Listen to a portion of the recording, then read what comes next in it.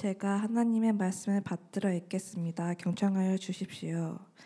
함께 먹는 사람 중에 하나가 이 말을 듣고 이르되 무릇 하나님의 나라에서 떡을 먹는 자는 복되도다 하니 이르시되 어떤 사람이 큰 잔치를 베풀고 많은 사람을 청하였더니 잔치할 시각에 그 청하였던 자들에게 종을 보내어 이르되 오소서 모든 것이 준비되었나이다 하매 다 일치하게 사양하여 한 사람은 이르되 나는 밭을 샀음에 아무래도 나가 보아야 하겠으니 청컨대 나를 양해하도록 하라 하고 또 한 사람은 이르되 나는 소 5겨리를 샀음에 시험하러 가니 청컨대 나를 양해하도록 하라 하고 또 한 사람은 이르되 나는 장가 들었으니 그러므로 가지 못하겠노라 하는지라 종이 돌아와 주인에게 그대로 고하니 이에 집주인이 노하여 그 종에게 이르되 빨리 시내의 거리와 골목으로 나가서 가난한 자들과 몸 불편한 자들과 맹인들과 저는 자들을 데려오라 하니라.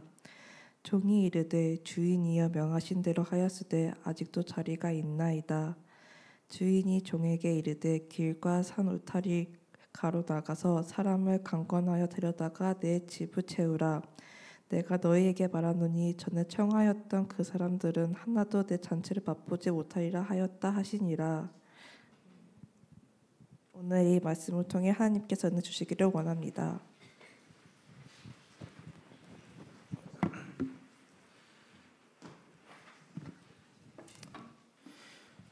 네, 이 시간 우리가 마음 모아 예배하는 이 자리 가운데 주님이 위로와 사랑을 가득 베풀어 주시고 또 여러분들을 통해서 그 사랑이 세상으로 흘러가길 소망합니다.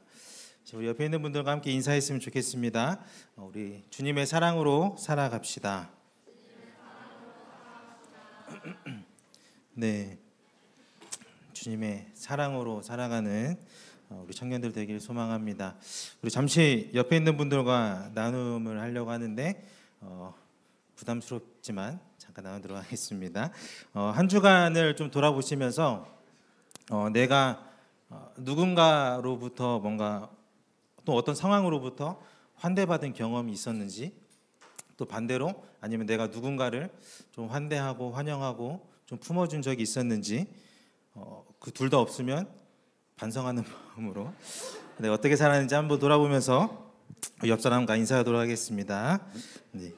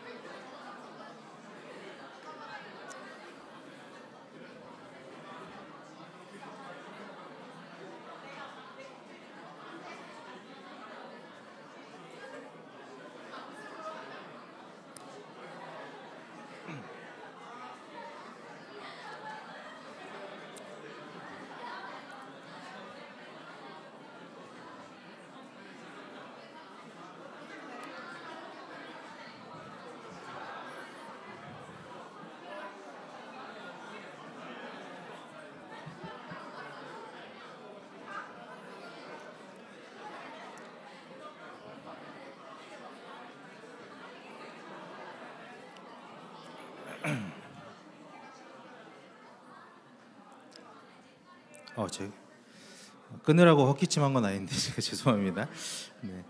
네, 뭐 여기까지 하도록 하겠습니다. 네, 앞으로 계속해서 환대하면서 살아가는 우리들 되기 바랍니다. 우리 지난주에도 누룩에 대해서 얘기를 하면서 하나님 나라가 어떤 곳인지, 또 그곳에 어떤 잔치가 벌어지는지에 대해서 이야기를 나누었었습니다. 누가복음에 보면 이 잔치라는 단어가 총 9번 나오거든요. 그 중에 3번을 제외하고 6번, 나머지 6번이 오늘 우리가 읽은 누가복음 14장에 나와 있습니다. 그래서 오늘 지난주와 좀 비슷한 방향으로 흘러갈 수도 있지만 오늘 우리 공동체에게 또 중요한 말씀이다 생각하시고 오늘 어떤 잔치를 기대하고 또 어떤 잔치를 우리가 만들어 가야 하는지 같이 생각해 보는 시간이 되길 바랍니다. 이 부당거래라는 영화 보셨습니까? 오래됐죠. 네, 맞아요. 2010년에 개봉했는데 와, 그렇네요. 여기 2006년생들은 죄송합니다. 물어본 자체가 잘못됐네요. 네, 2010년에 개봉한 영화인데요. 그래도 이 영화에서 유명해진 명대사는 다들 알 거라고 생각하는데 혹시 아시나요? 여기서 저는 사실 안 봤거든요. 근데 그래도 이제 명대사를 아는데 그 검사 역을 맡았던 그 류승범의 대사인데 호의가 계속되면 그게 권리인 줄 알아요라는 대사입니다. 이 대사는 심리적으로 인간관계를 좀 꿰뚫어 보게 하는 그런 통찰을 담고 있다라고 생각을 하는데요. 호의는 좋을 호의 뜻 의를 써서 어떤 친절한 마음씨 또는 좋게 생각하여 주는 마음이라는 의미를 사전적 의미를 갖고 있습니다. 그러니까 상대방에게 이런 좋은 마음을 전해주는 것, 나눠주는 것으로 이해할 수 있습니다. 그래서 우리가 누군가 주변에 어려움을 겪고 있거나 도움을 필요로 할 때 손을 내밀어 주는 것은 인간다운 그런 모습이지 않나, 또 진심 어린 마음을 전하는 행위이지 않나라고 생각을 합니다. 그렇게 우리가 서로 돕고 살아갈 때, 호의를 베풀 때 서로 간의 신뢰가 쌓이고 깊은 관계를 맺어갈 수 있는 것 같습니다. 그런데 문제는 여기 나와 있듯이 이 동일한 대상에 대해서 계속해서 우리가 호의를 반복하면 반복할수록 그 진심이 조금은 이렇게 희석돼가는 것 같아요. 그래서 이로써 호의를 받던 사람이 처음에는 엄청 감사해하기도 하지만 점차 익숙해지면 그것을 좀 당연하게 여기는 그런 오류에 빠지기도 하죠. 그래서 이 오류가 만들어내는 것이 바로 우리가 옳지 않은 그런 권리입니다. 호의가 반복되면 사람들은 점차 그 호의를 권리로 생각하게 되고 착각하게 되죠.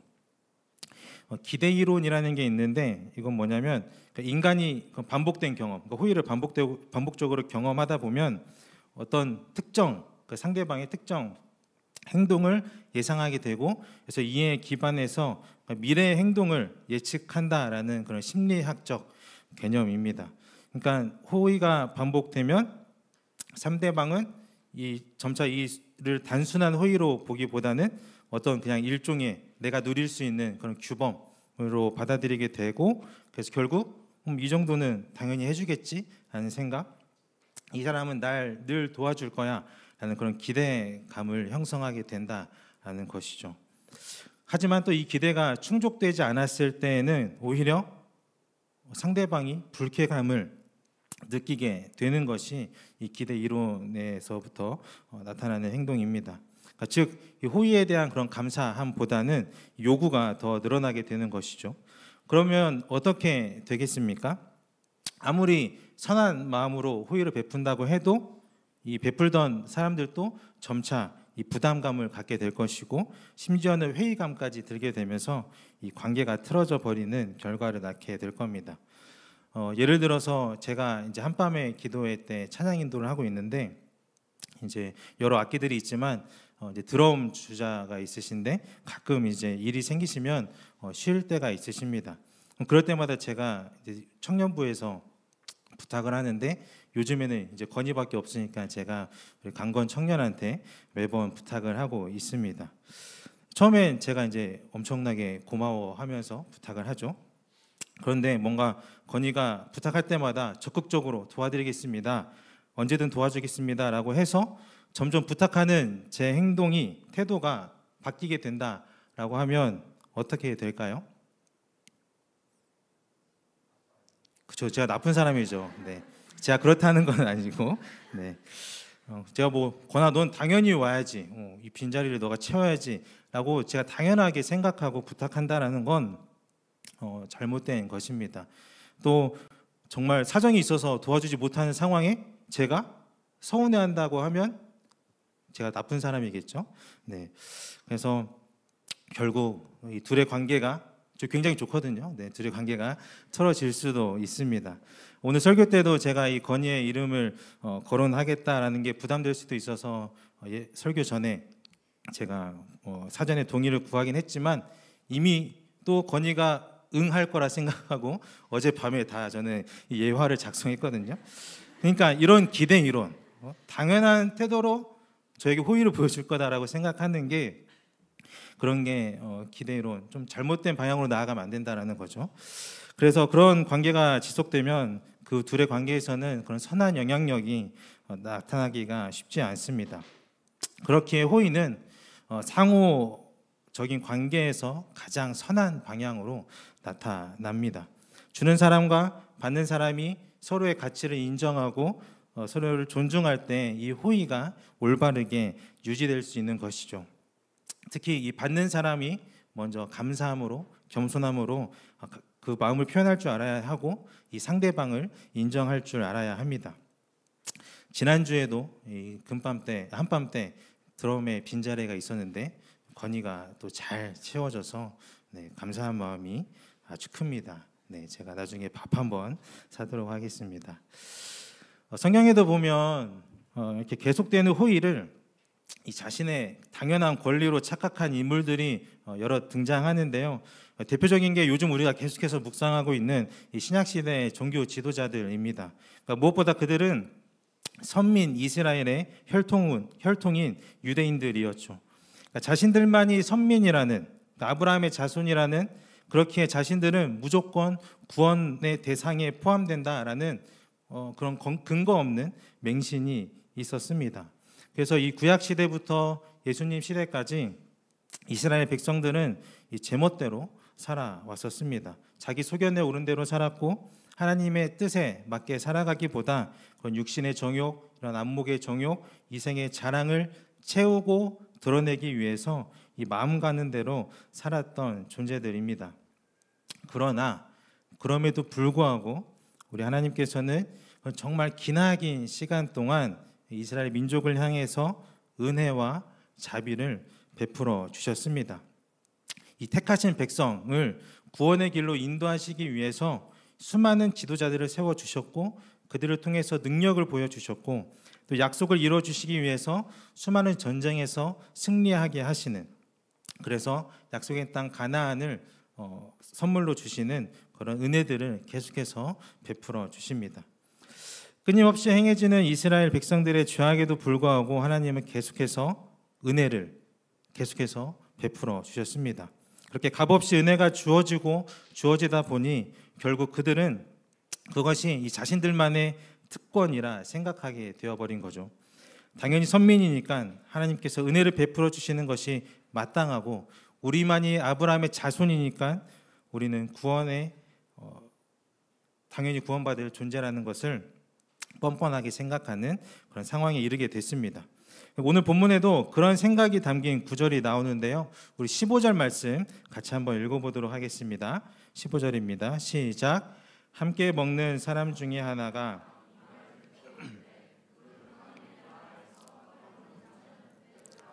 네, 그냥 읽어서는 이 구절이 그냥 가진 오류를 발견하기가 쉽지는 않습니다. 하나님 나라에서 떡을 먹는 자가 복되다라는 말이 사실 틀리지는 않죠. 하나님 나라에서 떡을 먹는다는 것 그 자체가 이 구원잔치에 초대받았음을 의미하기에 인간이 누릴 수 있는 가장 큰 복을 누렸다라는 것은 당연히 맞는 이야기입니다. 그러나 여기서 우리가 발견할 수 있는 오류는 이러한 말을 한 저 사람, 함께 먹는 사람 중에 하나, 저 사람의 의도에 있습니다.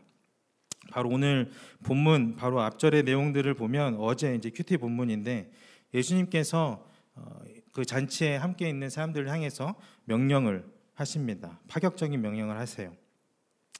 예수님을 초청한 바리새인에게 가난한 자를 초청하면 의인들의 갚을 능력이 없었던 그들을 대신해서 하나님께서 갚아 주실 것이다 라는 선포를 하시면서 그러니까 현실의 이 잔치, 우리가 누리는 이 잔치를 하나님 나라에서 펼쳐질 구원의 잔치로까지 그 이미지를 확장하고 계십니다. 이런 맥락에서 이 15절에 보면 그 자리에 있던 한 사람이 탄성을 외치듯이 그럼 하나님 나라 잔치에 초청받은 이들은 복이 있다라고 말을 한 것이죠. 그런데 단순히 이 사람이 예수님의 말씀에 동의했다라고 보기 어려운데요. 왜냐하면 이 식사 자리에 앉아 있는 그 둘러 앉아 있는 많은 사람들, 바리새인들, 종교 지도자들은 이미 예수님께 부정적인 태도를 보였기 때문입니다. 1절 말씀에 보면 이 바리새인 집에 들어간 예수님을 그곳에 모인 무리들이 엿보고 있었다라고 나와 있습니다. 예수님께 어떻게 행동할 것인가 시험해 보고 있는 거죠. 그러니까 이 15절에 등장한 그 한 사람도 함께 먹던 무리 중에 한 사람이었으니까 이들 중 한 사람이었을 겁니다. 그렇기에 이 가난한 자를 초청하라는 예수님의 파격적인 명령이 그들에게는 불쾌하게 느껴졌을 겁니다. 이미 그들 자신은 하나님 나라의 그 잔치에 자신들이 참여할 것을 그 어떤 것으로도 의심하지 않던 자들이기 때문이죠. 예수님께서 언급한 이 의인들의 부활은 철저히 자신들의 이야기임을 확신했던 사람들입니다. 그러나 예수님께서 부요한 자가 아니라 가난한 자를 초청하라 하셨고, 부요한 자들이 아닌 가난한 자들이 하나님 나라 잔치에 참여하는 것처럼 말씀을 하시니 상당히 심기가 불편했을 것입니다. 그래서 이에 대해서 약간 조롱 섞인 말로 이야기한 것이 이 15절의 말씀이라는 겁니다. 그래서 이 15절을 상황에 맞춰서 의역을 해서 읽어보면 하나님 나라 잔치에서 떡을 먹을 가난한 사람들은 참 복되겠습니다 라는 냉소적인 뉘앙스로 우리가 읽을 수 있습니다. 이는 그 한 사람만의 생각이 아니라 그 예수님을 둘러싸고 있는 종교 지도자들의 동일한 생각이었습니다. 그들의 입장을 이 한 사람이 대변해서 이야기하고 있는 것이죠.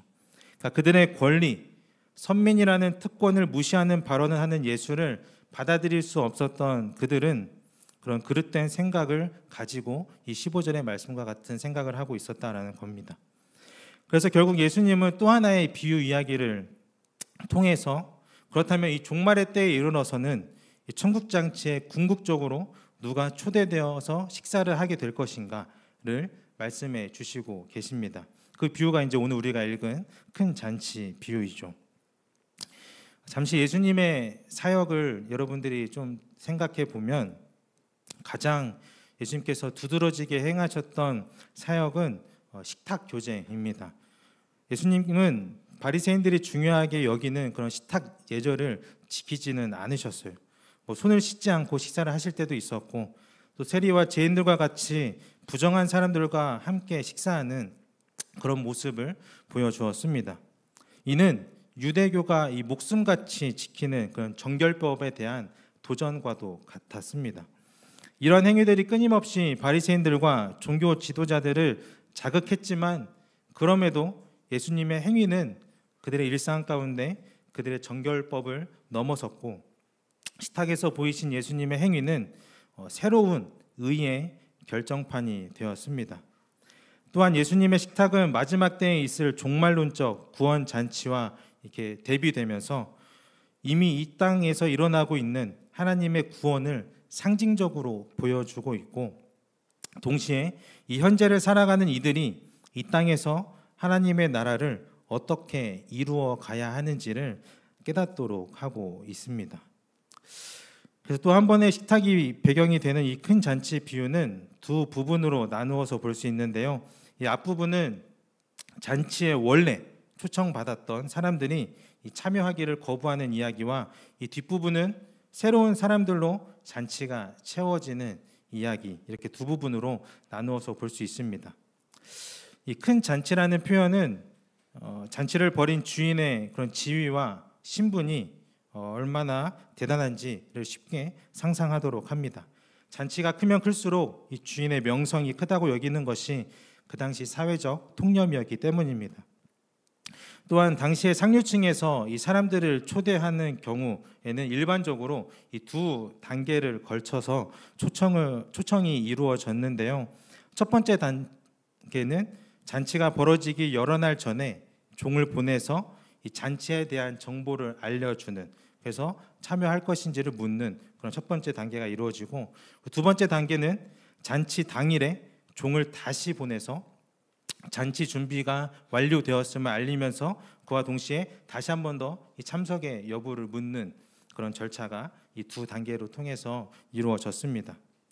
우리가 읽은 17절의 내용은 두 번째 초청이 이루어지고 있는 상황입니다. 그러니까 첫 번째 초청에서 수락을 했다면 뭐 당연히 어떤 사정이든지 불참하지 않고 이 두 번째 초청에 응하는 것이 당연하죠. 그런데 앞부분에 나오는 3명의 사람이 이 두 번째 초청을 받고 있는 상황이라는 것은 이미 이 세 사람은 첫 번째 초청에서 수락을 했다라는 것이죠. 그것을 의미합니다. 그럼에도 불구하고 그들은 뒤에 이어지는 내용을 보면 불참 의사를 밝히고 있습니다. 그렇다면 참석하지 못하겠다라는 그들의 이유가 타당한가라고 보면 또 그렇지도 않습니다. 첫 번째 사람은 밭을 구입했으니 당장 그 밭을 보러 가야 한다라는 이유였고, 두 번째 사람은 소 5겨리를 샀으니 당장 그것들을 시험에 보러 가야 한다라는 이유였고, 마지막 세 번째 사람은 장가 갔기 때문에 갈 수 없다라고 말합니다. 그러니까 이들 모두 뭔가 갈 수 없는 그런 절체절명의 다급한 상황이라고는 볼 수 없다라는 것이죠. 그냥 그저 가기 싫은, 가고 싶지 않은 변명에 지나지 않다라는 것을 우리가 알 수 있습니다. 이렇게 그리 불가피해 보이지 않는 그런 불참 원인은 이 주인의 초대를 고의적으로 거부한 것이라고 볼 수 있습니다.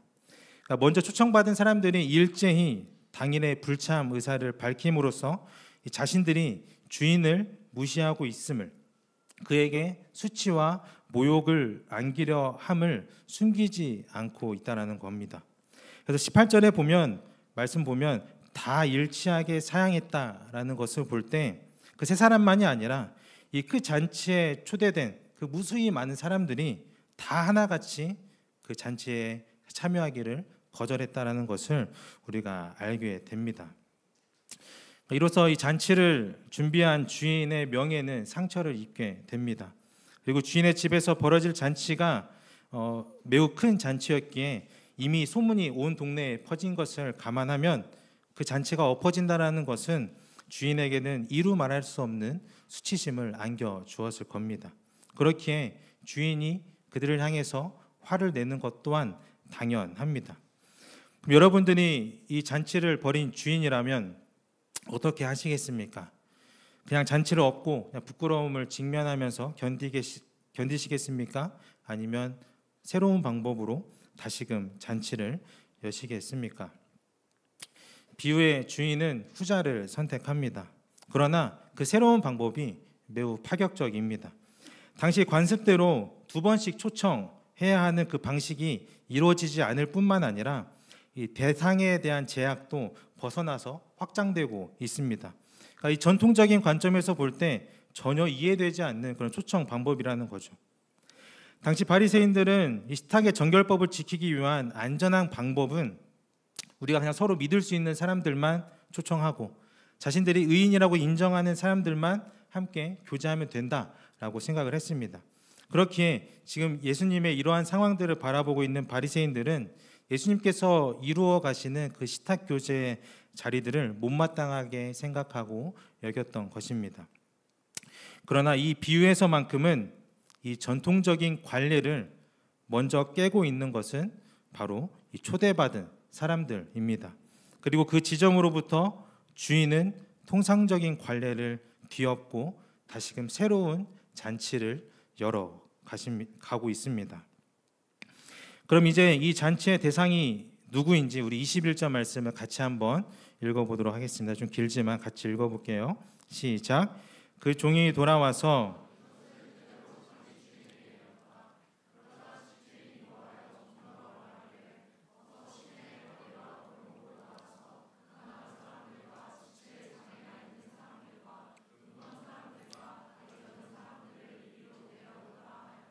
아멘. 주인이 새롭게 초대하는 이들은 당시 지도자들이 강조하는 그 정결법의 범위를 벗어나는 사람들입니다. 가난하고 장애가 있고 눈이 멀고 저는 사람들, 그러니까 이들은 그 당시 더럽고 부정한 존재였습니다. 그러니까 이러한 이들을 초대함으로써 주인은 그동안 이 자신이 준수했던 그 모든 것을 무효화하면서 새로운 방법으로 새로운 사람들과 다시금 잔치를 열고자 합니다. 그러니까 잔치의 성격 자체가 이전과 완전히 뒤바뀌어 버리는 것입니다. 이처럼 주인이 새로운 잔치를 열므로써 그동안에 지켜왔던 관습은 옛것이 되어 버렸습니다. 그렇게 주인의 새로운 명을 받들어 이 종들이 사람들을 부르러 나갔는데요. 불려들어서 자리를 채웠지만 여전히 이 잔치 자리가 채워지지 않습니다. 그러니까 이 큰 잔치가 얼마나 큰 잔치인지를 우리가 알 수 있게 되죠. 결국 아직 비어있는 자리를 위해서 23절에는 이렇게 말합니다. 큰 길과 산 울타리로 나가서 사람들을 억지로라도 데려다가 집을 채우라는 그런 명령을 합니다. 보시다시피 이 초대하러 나가는 종들이 초대하러 나가는 그 장소가 확장되어지고 있습니다. 시내의 거리와 골목으로 공간이 이동했다가 다시금 큰 길과 산 울타리 그 변방까지 확장되고 있습니다. 이렇게 공간이 확장될수록 대비되는 것은 이전에 지켜지던 그 정결법은 점점 불투명해져 가고 그 대상의 기준 또한 약해져 가고 있다는 겁니다. 이렇게 이제 주인의 잔치에는 어떤 조건을 이수한 사람, 어떤 조건이 되는 사람이 아니라 누구나 참여할 수 있게 되었습니다. 초대를 받은 사람만 참여할 수 있는 관습이 무너지고 원하는 사람이라면 조건 없이 이 주인의 잔치에 참여할 수 있게 되었죠. 근데 우리가 23절의 말씀을 세 번역으로 보면 이 주인이 억지로라도 데려다가 집을 채우라고 이야기를 하는데요. 강제로 데려오는 주인의 명령이 어쩌면 무례하게 들리기도 합니다. 그러나 우리가 그렇게 볼 것이 아닌 것은 뭐냐면 주인이 그렇게 초대함으로써 이 초대받는 대상들은 그 주인의 호의에 대하여서 그 무엇으로라도 갚아야 할 필요와 그 부담감으로부터 벗어날 수 있었다라는 겁니다. 그러니까 사실상 무례함이 아니라 그들을 배려하는 것이죠. 새롭게 초대받은 이들이 가난한 자여서 지체에 장애가 있는 자여서 자리를 절고 눈이 먼 자여서 초대된 것이 아니라 그 누가 됐든 그게 바리새인이든 종교 지도자이든 어떤 이들인지 간에 큰 잔치로부터 누리게 되는 그 호의에 대하여서 그 누구도 갚을 능력이 없기에 그 큰 잔치는 거리와 골목과 큰 길과 산 울타리에 있는, 그래서 이 도시 중심부부터 이 변두리에까지 존재하는 그 누구든 부담 없이 호의에 의하여 잔치에 참여할 자격이 주어졌다라는 것입니다. 이것이 잔치에 참여한 이들이 누리게 되는 값없는 은혜입니다. 다만 우리가 24절을 보면 이 모든 것에 처음 초대받았던 자들은 제외된다라고 말씀하십니다. 앞부분에서 초대를 거부했던 이들은 주인에게 이런 수치심을 줌으로써 뭔가 그들이 더 드러나고 주인의 잔치를 자신들이 좌지우지할 수 있다는 것을 보이고 싶었는지도 모릅니다. 그러나 그들이 없어도 주인의 잔치는 여전히 유효하고 더 성대하게 열렸습니다. 오히려 그들이 없었기에 누구든지 그 잔치에 참여해서 마음 편히 그 즐거움을 누릴 수 있었는지도 모릅니다. 결국 옛것을 버리고 새롭게 열리게 된 그 잔치가 이 주인의 명예를 다시 세우고 잔치에 참여한 이들의 존재를 다시금 새롭게 했습니다. 일반적으로 초대받은 사람은 초대하는 주인과 그런 동등한 위치에서 비슷한 존재로 인정받게 되는데요. 그동안 더럽고 부정한 사람이라고 손가락질 받았던 사람들이 이 잔치의 주인으로 하여금 모두 새로운 존재로 변화되고 있습니다.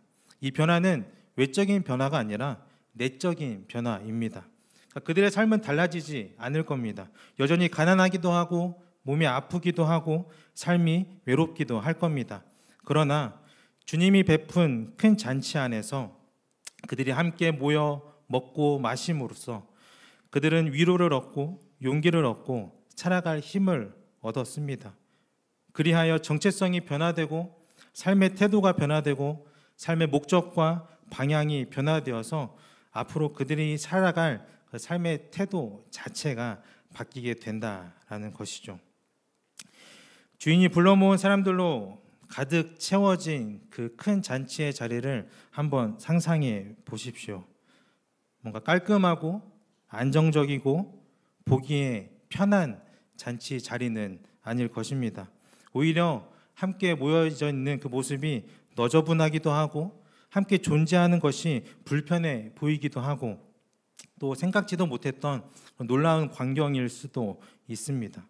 각양각색의 사람들, 함께 하리라고는 생각하지 못했던 사람들이 그 같은 잔치에 모여있는 모습은 그 당시로서는 상상하기 쉽지 않으면서도 굉장히 그 자리에 있는 사람들로 하여금 새로운 관점을 갖게 합니다. 들레즈라는 철학자가 리좀이라는 개념을 이야기했는데요. 이 리좀은 그림과 같이 식물학에서 차용한 언어로 이 땅속을 기어가며 자라는 그 뿌리 줄기를 의미합니다. 그래서 리좀에 반대되는 것이 수목형 빼 왼쪽에 있는 그림인데요.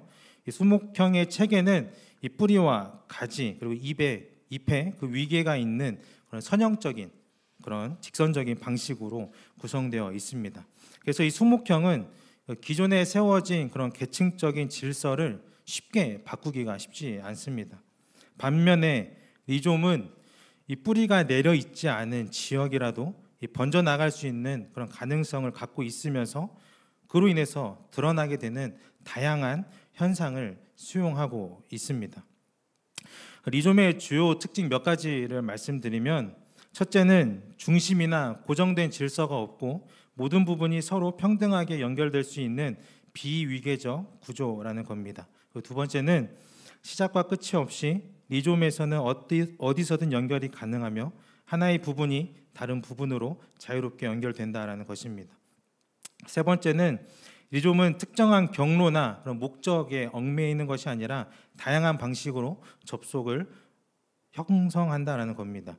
네 번째는 리좀은 여러 방향으로 무한히 확장할 수 있는 가능성을 가지고 있고 다섯째는 고정된 체계가 아니기에 계속해서 변화하고 확장되어져 가는 그런 개방적이고 유동적인 시스템이라는 겁니다. 따라서 이 리좀은 이 각각의 것을 지속적으로 계속해서 옆으로 생성해 나가면서 또 그 각각의 것들의 모든 생명력을 부여합니다. 더 나아가서 뭔가 동일한 것끼리 끼리끼리 연결되는 것이 아니라 서로 다른 것들이 엉키고 설키고 그렇게 연결되어서 서로가 서로에게 영향을 주며 서로 작동하게 하는 것이 리좀이라는 겁니다. 이처럼 표면적인 땅 밑에 줄기를 통해서 서로 연결되어 리좀을 확장해가는 그런 각각의 모든 다양체는 그 어떤 차별도 없는 각각의 존엄성을 가집니다. 그래서 이 들레즈는 리좀을 설명할 때 이렇게 이야기합니다. 그리고 이렇게 그리고라는 접속사를 조직적으로 표현하고 있습니다. 사랑하는 웨이브스 공동체 여러분, 우리가 이 공동체 가운데 이루어가야 할 하나님 나라의 모습은 이 리좀과 같은 모습이어야 합니다. 그리고와 같이 모두가 존중받고 모두가 연결되고 모두가 서로에게 영향을 주는, 그래서 우리가 다 같이 각각의 생명체가 돼서 이 공동체에 더욱더 그 생명력이 넘쳐나도록 해야 합니다. 물론 우리의 모습이 다 제각각이어서 성격도 다르고 성향도 다르고 그래서 모여있는 모습이 너저분해 보이기도 하고 불편해 보일 수도 있습니다. 그럼에도 우리가 이 자리로 나아온 이 교회 공동체는, 이 예배 공동체는 수목형의 체계로는 이해하지도 상상할 수도 없는 그 모습, 곧 각각의 존재가 살아있고 그 자체만으로도 의미가 있고 생생한 모습으로 그저 이 공간에 존재할 수 있어야 합니다. 만약 우리 공동체 안에 그리고가 아니라 그러나 인해서 어떤 막힌 부분이 있다라고 한다면, 그로 인해서 이 공동체 안에 누군가 아픔을 겪고 있고 갈등이 있다라고 한다면, 우리가 함께 마음을 모아서 그런 나를 어루만져서 우리가 그리고로 바꾸어 가야 합니다. 우리가 유일한 신으로 믿는 하나님이 이와 같은 모습으로 우리에게 존재하십니다. 성삼위일체 각각의 역할과 존재로 우리 삶의 다른 모습으로 역사하시지만 각 위는 동등하시고 동일한 본질을 공유하시는 한 분 하나님이십니다. 그러나 특별히 성자 곧 예수 그리스도께서 우리를 위하여 이 땅에 내려오심으로써 그 하늘의 신비를 오늘날 이 땅과 잇대어지게 하셔서 우리의 삶 가운데서도 누릴 수 있도록 십자가의 사랑 안에서 우리를 하나로 묶어 주셨습니다. 예수님이 부르시고 준비하시는 잔치는 오늘 본문에서 보셨듯 이전의 관습과 전통에 따른 그런 끼리끼리 모이고 기준을 충족하는 이들만 초대되는 잔치가 아니라 회당에도 있고 시내의 거리에도 있고 울타리 너머에도 있고 그렇게 중심부부터 변두리까지 존재하는 모든 이들이 하나님의 형상을 따라 생명을 가진 모든 존재이기에 초대되는 기쁨의 잔치라는 것을 여러분들이 기억할 수 있기를 바랍니다. 그 누구도 주어지는 호의와 은혜에 갚을 능력이 없기에 누구나 초대되는 은혜의 자리라는 것을 깨닫길 바랍니다. 그 자리가 바로 이 예배 공간이고 여러분들이 속한 셀입니다. 그 잔치에 참여해서 여러분들이 그 안에서 큰 생명력을 누리는 시간이 되길 바랍니다. 그래서 그 잔치에 참여하는 이들을 그리고로 연결해 보면 이렇게 이야기할 수 있을 것 같습니다. 시내의 거리를 서성이던 사람들, 그리고 골목에 쭈그리고 앉아있던 사람들, 그리고 큰 길을 어슬렁거리던 사람들, 그리고 울타리를 넘고 있던 사람들, 그리고 가난한 사람들, 그리고 지체에 장애가 있는 사람들, 그리고 눈먼 사람들, 그리고 다리 저는 사람들, 그리고 나, 그리고 당신, 그리고 우리, 그리고 하나님 나라의 잔치는 누구든지 이 그리고 뒤에 계속해서 이어질 수 있게 늘 새로운 생명으로 넘쳐나는 곳입니다. 그 모임 안에 하나님이 늘 함께 해주시기에 그곳에는 은혜가 넘쳐납니다. 바라기는 우리가 그 은혜를 우리의 권리로 특권으로 받아들이는 것이 아니라 은혜를 겸손히 감사함으로 받아들이는 이들이 되어서 공동체를 이루어갈 수 있길 바랍니다. 그렇게 여러분들이 모이는 곳마다 주님의 사랑이 가득 넘치기를 소망합니다. 우리 웨이브스 공동체가 주님 안에서 한 몸을 이루어서 계속해서 생명을 이어가고 은혜를 누리는, 그래서 이 땅에 하나님 나라가 되어져가는 주님의 기쁨의 공동체 되기를 주님의 이름으로 간절히 소망합니다. 다 같이 적용 찬양 내 모습 이대로 주님께 고백하며 나아가도록 하겠습니다.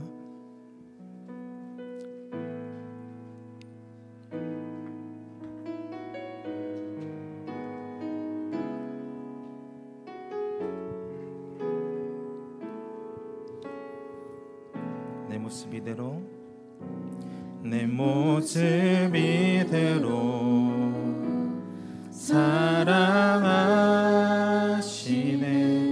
연약함 그대로 사랑하시네. 나의 모든 발걸음 주가 하시나니 날 인도하소서. 내 모습 이대로 사랑하시네. 연약한 그대로 사랑하시네. 나의 모든 발걸음 주가 하시나니 날 인도하소서. 주의 날개 아래 거하는 것, 주의 임재 안에 거하는 것,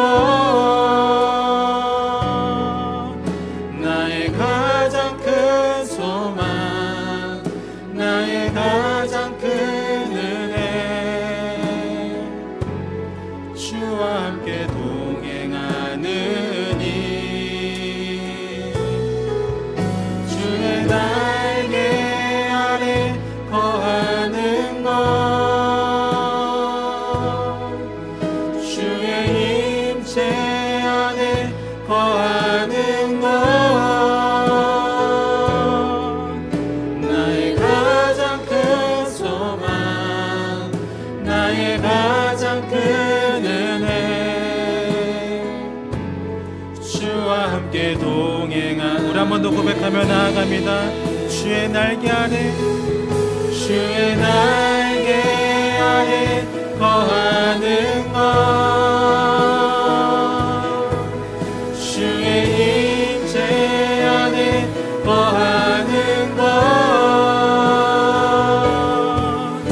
나의 가장 큰 소망 나의 가장 큰 은혜 주와 함께 동행하느니 주의 날개 안에 거하는 것 주의 임재 안에 거하는 것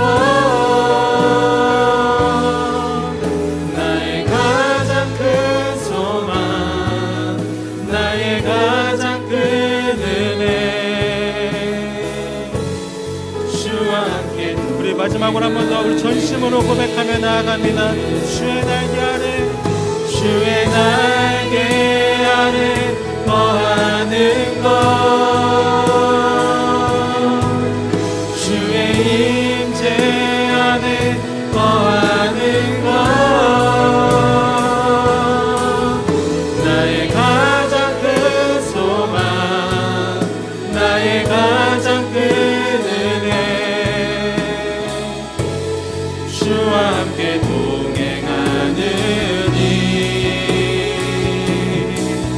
주의 날개 아래 거하는 것 주의 임재 안에 거하는 것 나의 가장 큰 소망 나의 가장 큰 은혜 주와 함께 동행하느니 주신 말씀 기억하며 우리 기도하길 원합니다. 주님, 우리가 이루는 이 공동체가 하나님 나라를 닮아갈 수 있도록 주님 인도하여 주십시오. 주님, 우리가 그리고에서 그러나로 이어지는 그런 공동체가 아니라 그런 막힘이 있고 경계가 있고 기준이 있는 그런 공동체가 아니라 주님, 그리고에서 계속해서 그리고로 이어질 수 있는, 그래서 우리가 모습도 다르고 성격도 다르고 많은 것이 다르지만 그 주님의 날개 아래에서 주님의 함께하심 안에서 하나 될 수 있는 공동체 될 수 있도록 주님 붙들어 달라고 기도하며 나아갑시다.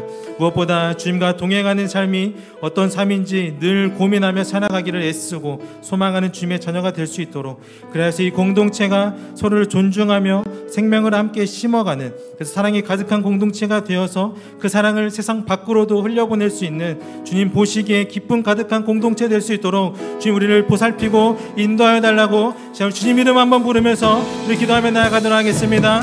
주여, 사랑과 내가 충분하신 주님, 십자가에서 보신 그 주님의 사랑을 우리가 기억합니다.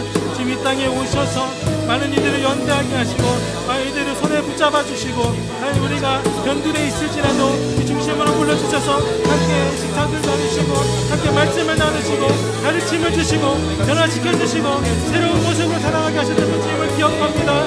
주님, 우리 이 땅 가운데 살아갈 때 그 주님과 같이 이 땅 가운데서 주님의 자녀로 살아가는, 주님과 같이 이 땅 가운데서 계속해서 생명력을 우리가 넘치고 넘치는 그런 생명을 추구하며 살아가는 그 주님의 자녀가 될 수 있도록 주님 인도하여 주셔서 주님 이 웨이브스 공동체가 그 그리고에서 그런 나로 막히는 하나님 그 어떤 경계가 있는 하나님 그런 조건이 있는 공동체가 되지 않게 하시고 우리가 계속해서 그리고에서 또 그리고를 이어갈 수 있는 그래서 우리가 모습은 다를지라도 우리가 가지고 있는 것은 다를지라도 우리의 성격이 다를지라도 우리가 추구하는 바가 다를지라도 우리가 주님 안에 하나 될 수 있는 그 주님의 공동체 될 수 있도록 주님 인도하여 주셔서 우리에게 서로를 바라볼 수 있는 용기를 허락하시고 하나님 주님과 같이 우리가 동행일 수 있는 그런 용기를 허락하시고 함께 다가가서 함께 말씀을 나누고 함께 마음을 나누고 함께 울며 함께 기도하며 함께 그 생명을 키워갈 수 있는 그 주님의 자녀 될 수 있도록 주님 인도하여 주셔서 무엇보다 주님과 동행하는 삶이 어떠한 삶인지 주님의 날개 그늘 아래 사는 것이 어떠한 삶인지 주님의 전에 사는 것이 어떠한 삶인지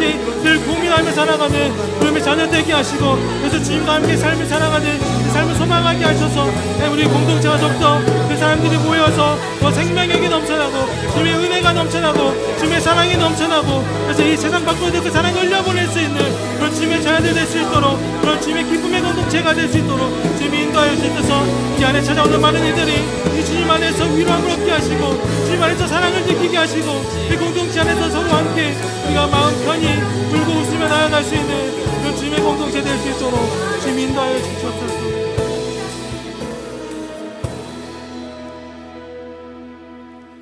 너희는 사도들과 선지자들의 터 위에 세우심을 입은 자라. 그리스도 예수께서 친히 모퉁이 돌이 되셨느니라.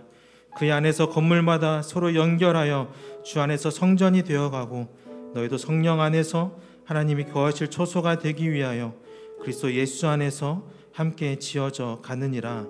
아멘. 사랑의 하나님, 웨이브스 공동체 속에 속한 한 사람 한 사람 모두가 주님의 날개 아래 거하는 삶을 살 수 있도록 인도하여 주십시오. 주님의 임재 가운데 매일의 삶을 살아내게 하여 주시옵소서. 값없이 주신 은혜에 대하여 우리가 갚을 길이 없기에 겸손히 우리의 시선을 돌려 주님의 시선이 향한 곳을 바라보게 하시고 공동체 한 사람 한 사람 우리가 서로를 끌어안고 하나 되어 주님이 보시기에 기쁨이 가득한 공동체를 이루어가게 하여 주십시오. 그렇게 생명이 가득한 공동체가 되어서 또 이 땅에 빛과 소금으로 살아갈 주님의 자녀들로 변화되게 하시고 그래서 이 땅 가운데서 삶의 예배자로 예수 그리스도의 이름을 증거하는 자로 살아갈 수 있도록 주님 늘 동행하여 주십시오. 감사드리며 우리의 모습 이대로 사랑하시는 예수 그리스도의 이름으로 기도합니다. 아멘. 이제 다 같이 일어나셔서 우리 파송 찬양 주님께 올려드리도록 하겠습니다.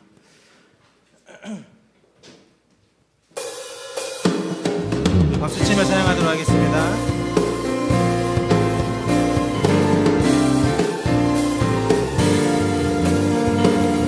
예수의 가치에 가슴이 뛰는 삶으로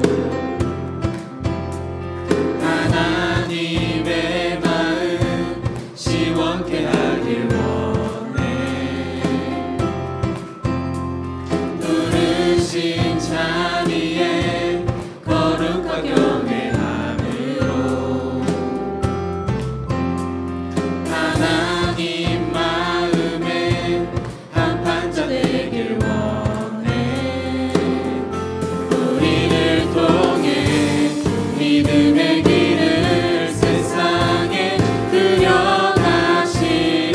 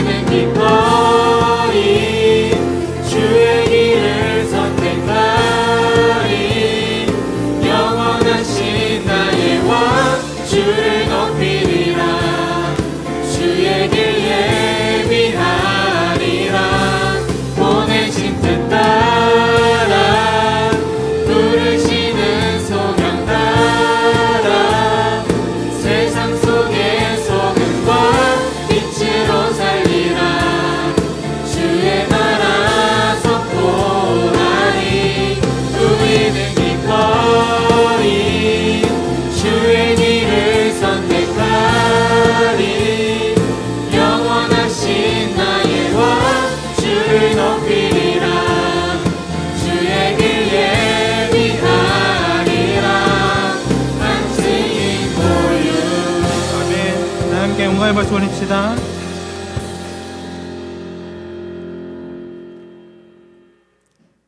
우리 주 예수 그리스도의 은혜와 하나님의 신실하신 사랑과 성령님의 인도하심, 교통하심이 지금 이 시간 주님이 허락하신 공동체 속에서 하나님이 베푸시는 큰 잔치가 이루어지길 소망하며 하나님 나라를 이루어가기를 다짐하고 결단하는 우리 사랑하는 청년들과 그들의 일상 위에 웨이브스 공동체 위에 영원토록 함께 하시기를 간절히 축원하옵나이다.